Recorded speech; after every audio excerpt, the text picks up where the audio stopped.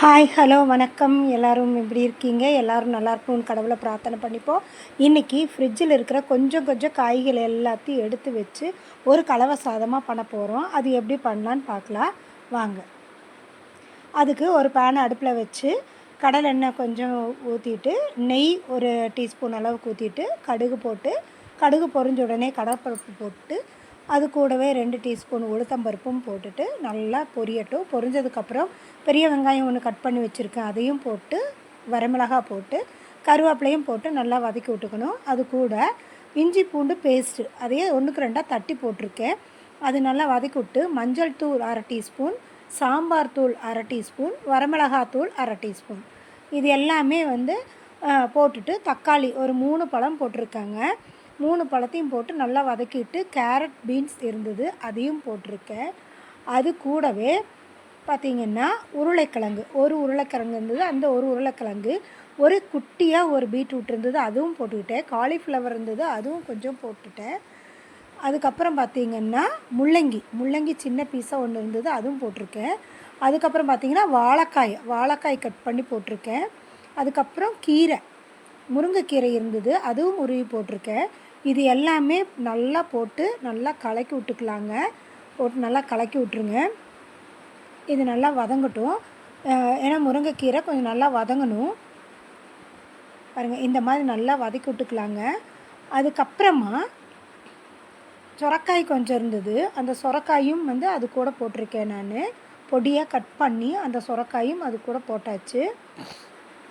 இப்படி நல்லா வதங்கட்டும். வதங்கினதுக்கப்புறமா போட்டுக்கலாம் சொரக்காய். ஏன்னா இது சீக்கிரம் வெந்துடும். உருளைக்கிழங்கெல்லாம் கொஞ்சம் டைம் எடுக்குங்கிறதுனால நான் கடைசியாக அதை போட்டிருக்கேன். அதையும் போட்டு நல்லா வதக்கி விட்டாச்சுங்க. இப்போ இது நல்லா வதங்கினதுக்கப்புறம் இதுக்கு தேவையான அளவு தண்ணி விட்டுக்கலாம். தண்ணி பார்த்திங்கன்னா 1க்கு 2 வீதம் தண்ணி விட்டுருக்கிறேன். இந்த தண்ணி நல்லா கொதிக்கட்டுங்க. கலக்கி விட்ருங்க.